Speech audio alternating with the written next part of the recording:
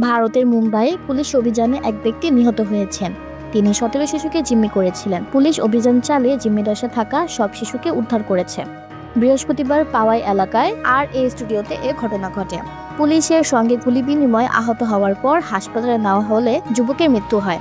ভারতের সংবাদ মাধ্যম NDTV এ খবর জানিয়েছে।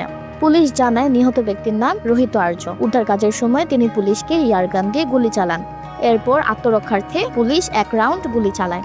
ঘটনাস্থল থেকে তাকে উদ্ধার করে হাসপাতালে নেওয়া হলে চিকিৎসাধীন অবস্থায় মারা যান তিনি।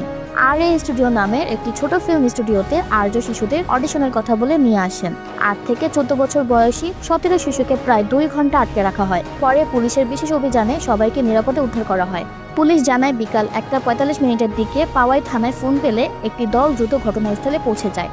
শুরুতে আলোচনা চালানো হলেও আর্য শিশুদের ছাড়তে অস্বীকৃতি জানান। পরে তিনি তাদের ক্ষতির হুমকি দিলে পুলিশ বাথরুমের পথ দিয়ে প্রবেশ করে অভিযান চালায়। ঘটনার কিছু আগে আর্য একটি ভিডিও প্রকাশ করেন। এতে তিনি বলেন, আত্মহত্যার পরিবর্তে আমি কয়েকজন শিশুকে জিম্মি করেছি। আমার কিছু নৈতিক ও নীতিগত দাবি আছে। সামান্য ভুল করলেই আমি এই জায়গায় আগুন ধরিয়ে দেব। তিনি দাবি করেন এটি কোনো আর্থিক বা সন্ত্রাসী কর্মকাণ্ড নয়। পুলিশ স্টুডিও থেকে একটি ইয়ারগান ও কয়েকটি রাসায়নিক বোতল উদ্ধার করেছে, যা দিয়ে তিনি ভয় দেখাতেন বলে ধারণা করা হচ্ছে। জানা গেছে শিশুদের সেখানে ডাকা হয়েছিল একটি ওয়েব সিরিজের অডিশনের কথা বলে। রোহিত আর্য আগে থেকেই সরকারের এক প্রকল্প নিয়ে অসন্তোষ প্রকাশ করে আসছিলেন। তিনি দাবি করেছিলেন PLC স্যানিটেশন মনিটর প্রকল্প এর অধীনে কাজের জন্য রাজ্য সরকার তার কাছে 2 কোটি রুপি বকেয়া রেখেছে। 2013 সালে শুরু করা তার লেটস চেঞ্জ নামে প্রচার অভিযানটি স্কুল শিক্ষার্থীদের পরিচ্ছন্নতার দূত হিসেবে গড়ে তোলার লক্ষ্যে পরিচালিত হচ্ছিল।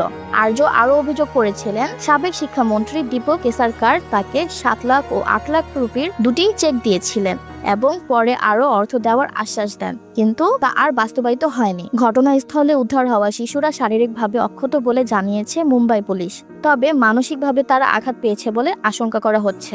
পাওয়াই থানার এক কর্মকর্তা বলেন, ঘটনাটি ভয়াবহ হতে পারত, তবে দ্রুত পদক্ষেপ নেওয়ায় সব শিশু নিরাপদ রয়েছে। পুলিশের অপরাধ তদন্ত বিভাগ এখন ঘটনার পূর্ণাঙ্গ তদন্ত করছে।